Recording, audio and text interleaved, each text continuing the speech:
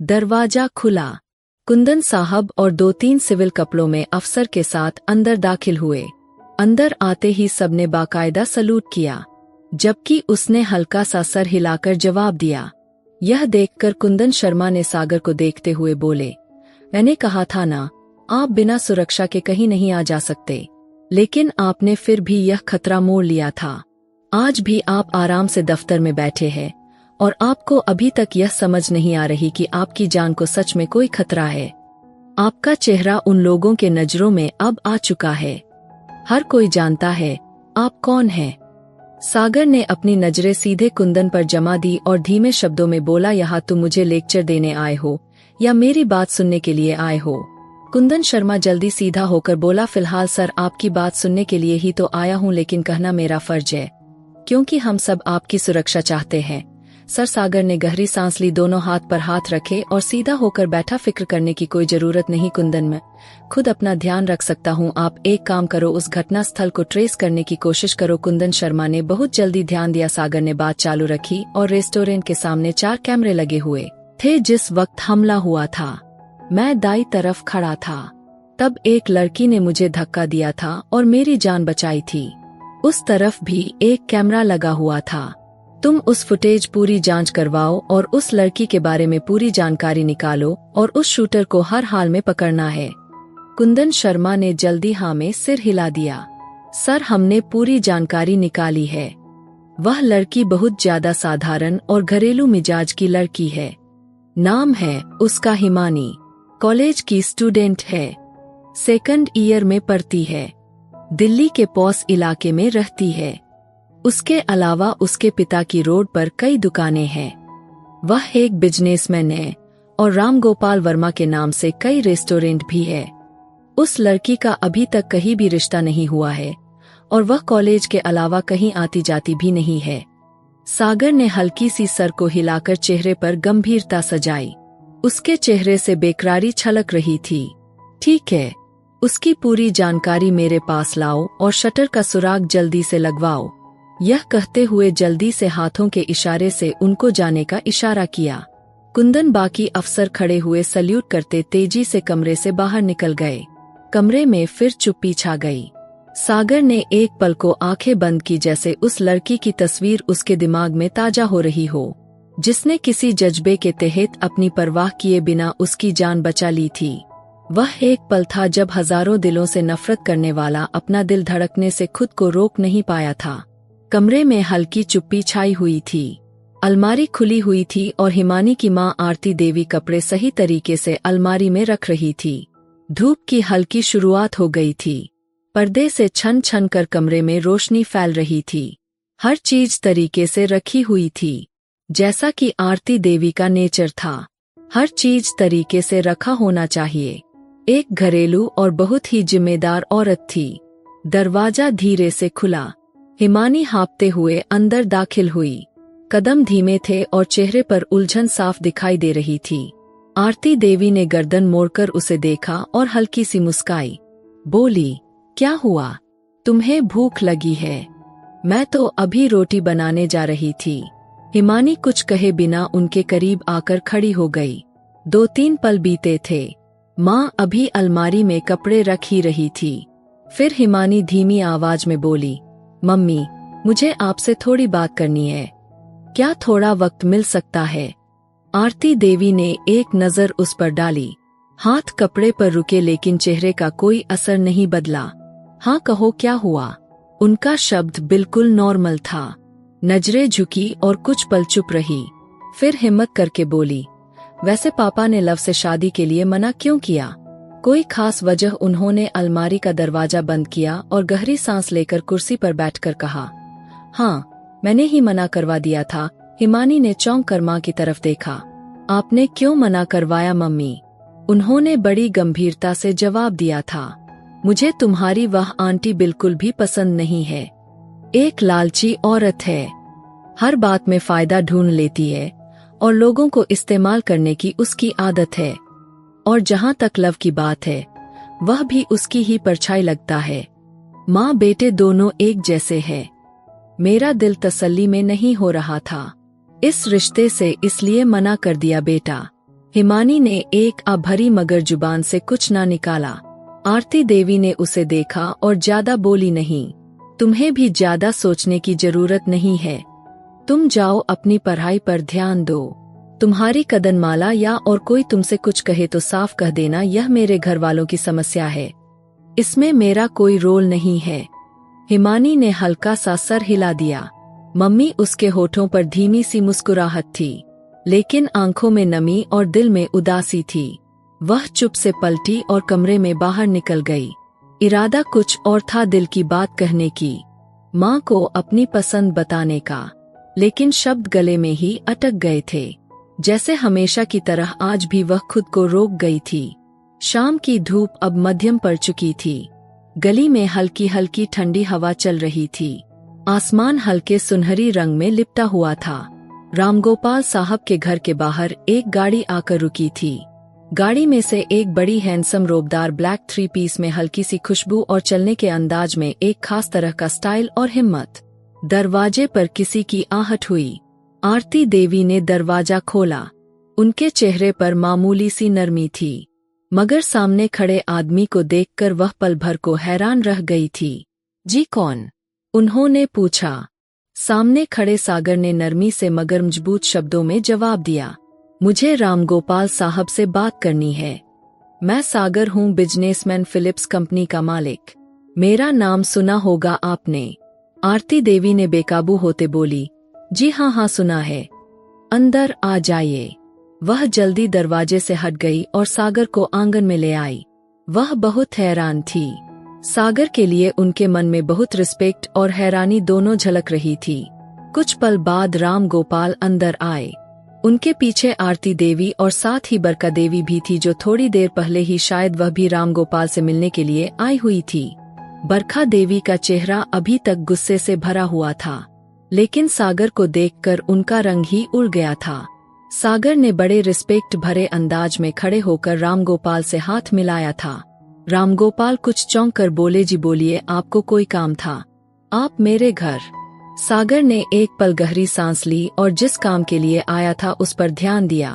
उनकी आंखों में देखते हुए बोला, देखिए सर, मैं बात को घुमाऊंगा नहीं, सीधी बात करूंगा। मैं एक मशहूर बिजनेसमैन हूँ, आप शायद जानते भी हैं। रामगोपाल जल्दी बोले। जी आपको कौन नहीं जानता? मैं सच में बहुत हैरान हूँ कि आप मेरे घर आए। सागर ने उनकी बात पूरी होने से पहले आराम से बात आगे बढ़ाई। असल में मैं आपकी बेटी के लिए रिश्ता लेकर आया हूँ। मुझे मालूम है, यह सुनकर आप हैरान होंगे और शायद यह भी सोच रहे हो कि मेरी उम्र आपकी बेटी से 9 या 10 साल बड़ी होगी, लेकिन मैं वादा करता हूँ उसे खुश रखूंगा, इज्जत दूंगा और जिंदगी का हर सुख आराम दूंगा। आरती देवी ने मुंह खोलकर एक दूसरे की तरफ देखा। हैरानी परेशानी एक साथ उनके चेहरे पर दिखाई देने लगी। रामगोपाल ने नजरें झुकाकर कुछ पल चुप्पी साध ली थी। बरखा देवी का तो मुंह खुला का खुला ही रह गया था, जैसे शब्द ही साथ छोड़ गए हो। रामगोपाल ने एक नजर अपनी पत्नी पर डाली, फिर बरखा देवी के बदलते असर देखे और फिर दोबारा सागर को देखा, जैसे अब फैसला करना बाकी था। आंगन के हवा में एक बोझल चुप्पी सवार हो गई थी। सागर की बात पूरी होने से पहले बरखा देवी जैसे होश में आई। चेहरे का गुस्सा शब्दों में करवाहट जल्दी बोली। अभी तो आपने मुझे कहा था हिमानी की शादी नहीं करेंगे क्योंकि वह अभी छोटी है, पढ़ रही है।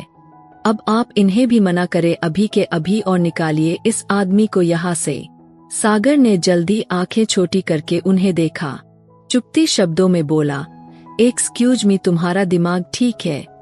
आप क्या बोल रही है? अब रामगोपाल कुर्सी से थोड़ा आगे झुके और नापसंदी से बोल उठे, तमीज से बात करो, वह मेरी दोस्त की पत्नी है। सागर ने गहरी सांस लेकर खुद पर काबू रखा, फिर ठंडे शब्दों में बोला, मैं तमीज से ही बात कर रहा हूँ सर, लेकिन यह औरत उल्टी सीधी बातें कर रही है। मैं आपसे बात कर रहा हूँ और आपकी बेटी मुझे पसंद है, उसके लिए रिश्ता लेकर आया हूँ। यह औरत बीच में क्यों बोल रही है? आरती देवी ने नरमी से बात को संभालने की कोशिश की। अरे बेटा, यह आंटी है, मेरी बेटी की आप फिक्र ना करें, हम आपसे खुद बात करेंगे। मगर रामगोपाल ने हाथ उठाकर आरती देवी को चुप रहने का इशारा किया। एक सेकंड। आपने मेरे घर आए मेहमान से जिस शब्दों में बात की है वह बर्दाश्त के लायक नहीं है। अगर आप मेरे पास रिश्ता लेने आए हैं तो इसका मतलब है कि आप मेरे पूरे परिवार से, मेरे दोस्त यार से रिश्ता मांग रहे हैं। उनके शब्दों में अब थोड़ी सी कड़वाहट शामिल हो गई थी। नहीं देनी मुझे अपनी बेटी, चले जाइए आप यहाँ से। आपको बिल्कुल भी तमीज नहीं है बात करने की। सागर ने आंखों में हैरानी और गुस्से का मिलाजुला असर लिए राम गोपाल को देखा। क्या हो गया आपको सर? मैंने कोई बदतमीजी नहीं की है, मैं सिर्फ इतना कहना चाह रहा हूँ। वह बात पूरी करता इससे पहले बरखा देवी फिर से बीच में बोल पड़ी थी। समझ नहीं आ रहा तुम्हें, जाओ यहाँ से जल्दी। सागर ने तीखी और तेज शब्दों में उनकी तरफ देखा। चुप रहिए आप, मैं आपसे बात नहीं कर रहा। उसका अंदाजा सख्त गुस्से में था। बात तो पूरी होने से पहले ही राम गोपाल उठकर खड़े हो गए। आंखों में नाराजगी थी। जाओ यहाँ से, नहीं देनी मुझे अपनी बेटी आपको। अब तुम मेरे घर में खड़े होकर मेरे ही घर आए मेहमान और बेटी को इस तरह से ट्रीट करोगे? तुम्हें क्या लगता है तुम जैसे आदमी को अपनी बेटी दूंगा? सागर कुछ पल उन सबको देखता रहा, गहरी सांस ली और फिर ठंडे शब्दों में बोला, गलती कर रहे हैं आप रामगोपाल जी। यह औरत आपको डस लेगी और जिस तरीके से आपने मेरी आव भगत की है उसका हर्जाना आपको जरूर भुगतना पड़ेगा। रामगोपाल ने हाथ के इशारे से दरवाजे की तरफ इशारा किया। आप जाओ यहाँ से जल्दी। सागर ने एक नजर पूरी उस जगह पर डाली, कोई भी शब्द कहे बिना पलटा और लंबे कदमों से दरवाजे की तरफ बढ़ गया। पीछे आंगन में बिल्कुल चुप्पी का तूफान छा चुका था। प्रिंसिपल ऑफिस के हवा हमेशा की तरह चुप और बिल्कुल सन्नाटे में था। सोफे पर टांग रखे काले कपड़ों में सागर बड़े तसल्ली भरे अंदाज में बैठा था। उसकी नजरें सामने मौजूद फाइल पर थी, मगर चेहरे पर एक गहरी गंभीरता छाई हुई थी। दरवाजे पर हल्की सी किसी की आने की आहट हुई। प्रिंसिपल मैडम ने सर उठाया। अंदर आ जाइए, दरवाजा खुला है। हिमानी अंदर दाखिल हुई।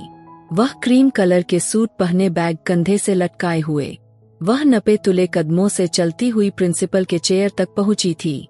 गुड मॉर्निंग मैडम, आपने बुलाया?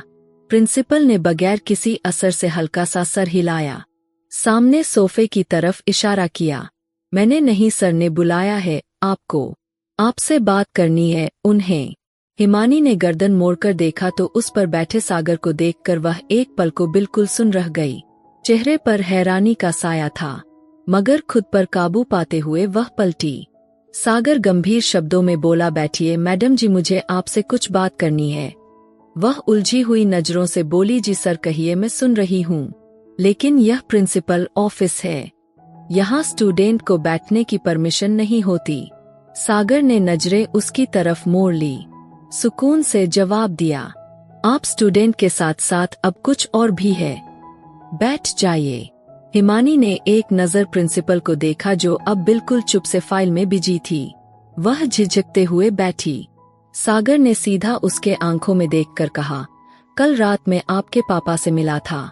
कल बहुत बेइज्जती के साथ उन्होंने मुझे अपने घर से निकाल दिया था, सिर्फ इसलिए कि आपकी आंटी को मेरी बात नापसंद हुई थी। हिमानी का चेहरा बहुत ज्यादा डरा हुआ था। लेकिन मैं सीधी बात करता हूँ हिमानी, मैं आपसे शादी करना चाहता हूँ। बात पूरी करता उससे पहले कि हिमानी हड़बड़ा कर खड़ी हुई। अगर पापा ने मना कर दिया है तो फिर मेरी तरफ से भी मना है, यह कहकर वह जाने को मुड़ी। लेकिन सागर ने झिझकते हुए उसकी कलाई को थाम ली। बैठो, मेरी बात अभी खत्म नहीं हुई है, बिना परमिशन तुम यहाँ से जा नहीं सकती। हिमानी ने घबराकर उसे देखा, आंखों में उलझन, डर, हैरानी एक साथ सिमटे थे। सागर नरम मगर मजबूत शब्दों में बोला, तुम्हारे पापा की पूरी जानकारी मेरे पास है, वे कभी तुम्हारी शादी नहीं करने देंगे, उसमें फैसला लेने की हिम्मत नहीं, उनके हर फैसले में कोई ना कोई रुकावट होती है। वह गहरी सांस लेकर बोला, इस ठीक होगा, शादी करके खुद उन्हें बताओ, मैं अभी इसी वक्त तुमसे शादी करने को तैयार हूँ। सागर ने नजरें नीचे करके इतनी बड़ी बात बोल दी थी। खुद से की हुई पसंद की चीज में कभी नहीं छोड़ता। तुम मेरी पसंद हो। अब भी उसे फटीफटी नजरों से वह देख रही थी। पल भर के लिए वह जैसे बिल्कुल सुन हो चुकी थी। सागर अभी और ज्यादा कुछ कहने ही वाला था कि वह अचानक हिमानी डर कर बोली, दिमाग ठीक है? आपका क्या बकवास कर रहे हैं? सागर के चेहरे पर एक पल को हैरानी उभरी, लेकिन उसी पल उसने पीछे रखी गन उसके सर पर तान दी। वह बिल्कुल साधारण सी लड़की थी। जल्दी से डर कर पीछे हट गई। वह कांपते शब्दों में बोली, मैडम जी। वह घबराकर प्रिंसिपल की तरफ मुड़ी। यह कौन है, बताइए मुझे। प्रिंसिपल मैडम ने सर उठाया। उनके चेहरे पर अजीब सा डर सवार था। हम माफी चाहते हैं, लेकिन यह आपका और उनका पर्सनल मामला है। हमें इसमें पड़ने की कोई जरूरत नहीं। यह सुनकर हिमानी का रंग बिल्कुल फीका पड़ गया था। वह डर की निगाहों से सागर को देखने लगी, जिसका अंदाजा अब पूरा उसे डराने के लिए ही बैठा था। बैठ जाओ, नरमी से मगर दबाव से बोला। बात पूरी होने दो। मैं पागल नहीं हूँ, मारूंगा नहीं तुम्हें, लेकिन अगर तुमने कोई भी गलत कदम उठाने की हिम्मत की, तुम अभी खत्म कर दूंगा तुम्हें। सागर साहब, आपको अंदाजा भी है आपकी बात कितनी अजीब है? वे कांपते शब्दों में बोली, पापा ने मना कर दिया तो अब क्या रह गया है? इसका मतलब यह तो नहीं कि आप मुझे मजबूर करें। मैं मजबूर नहीं कर रहा।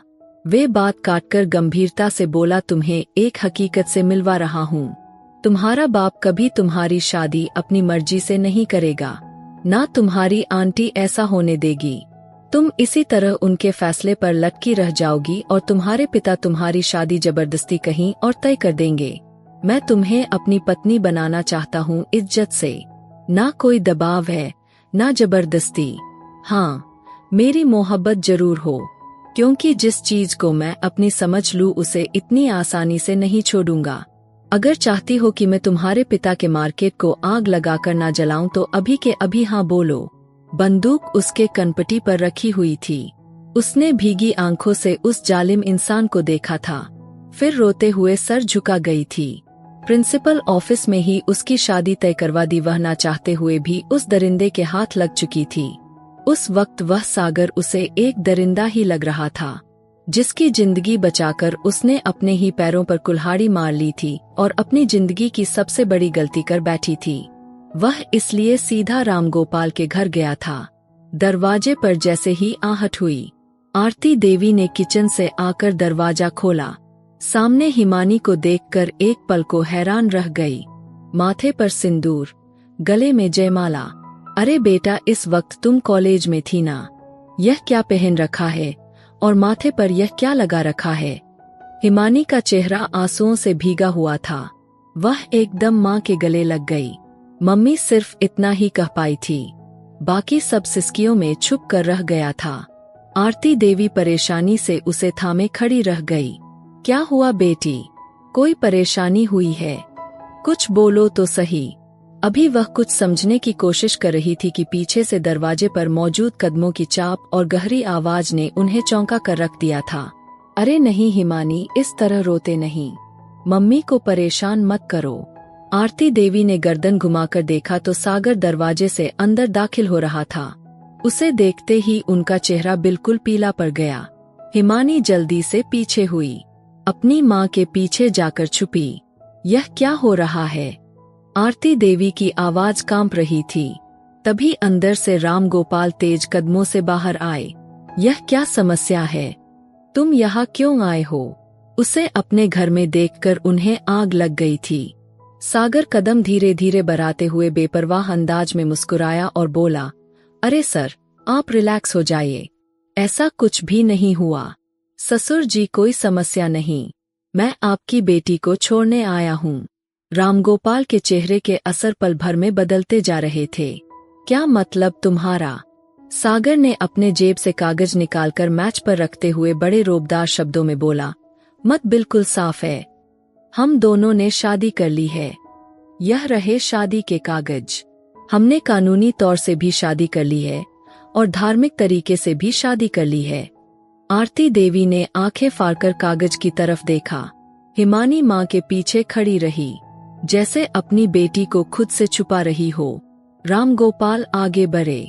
सागर के कॉलर के तरफ हाथ बढ़ाया ही था कि जल्दी से पीछे हटा और गुस्से वाली शब्द में बोला, अरे यह गलती सोचकर भी मत करना।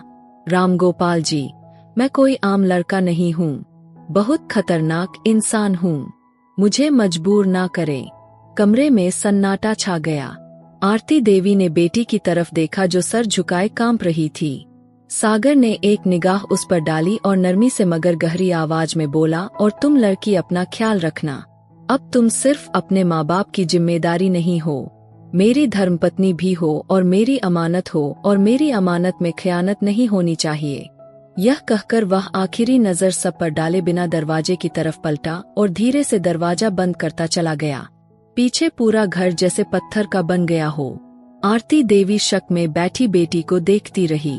रामगोपाल ने चुप्पी से कागज उठाकर हाथ में लिए और उसी पल ही मानी।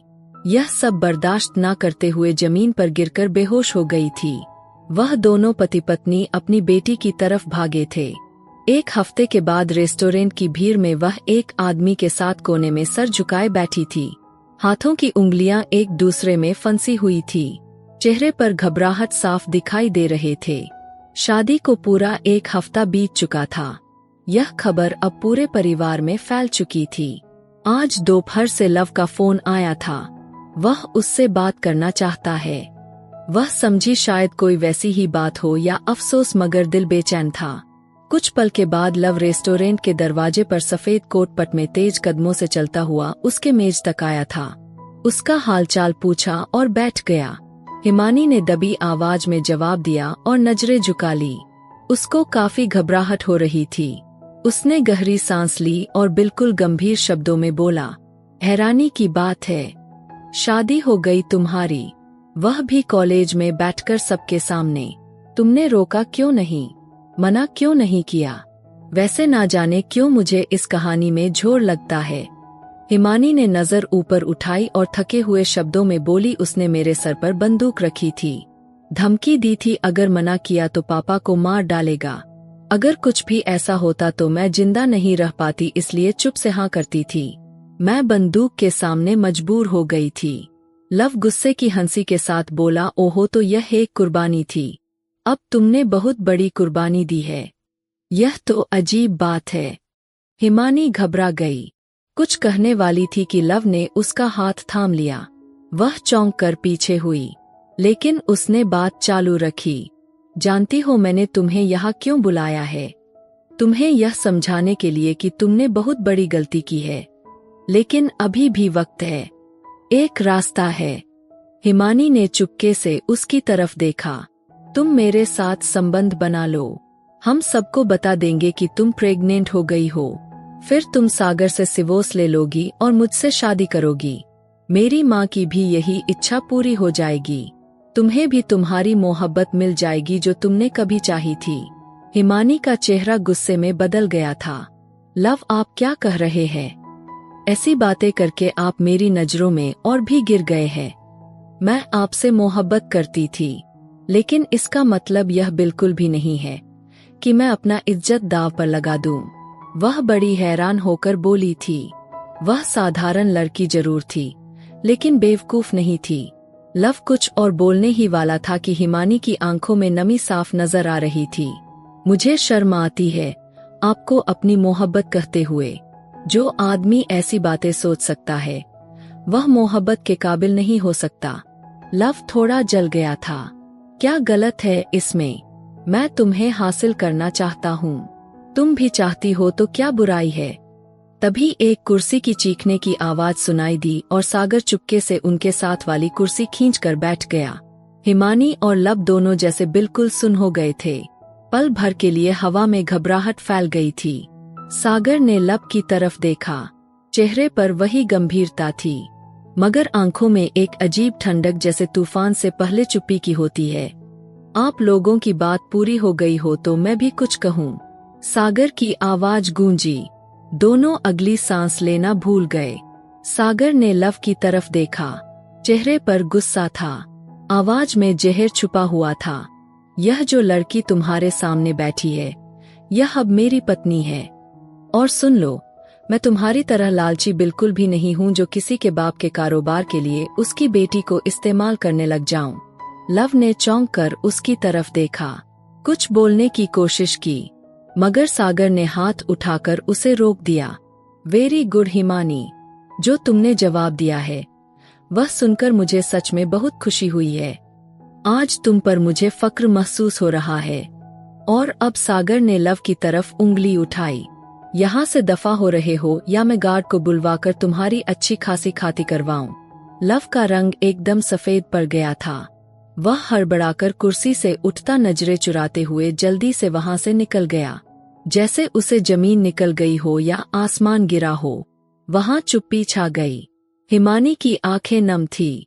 चेहरे पर उलझन, शर्मिंदगी, दुख का मिलाजुला असर था। वह उसको देखते हुए बोला, यह थी आपकी मोहब्बत।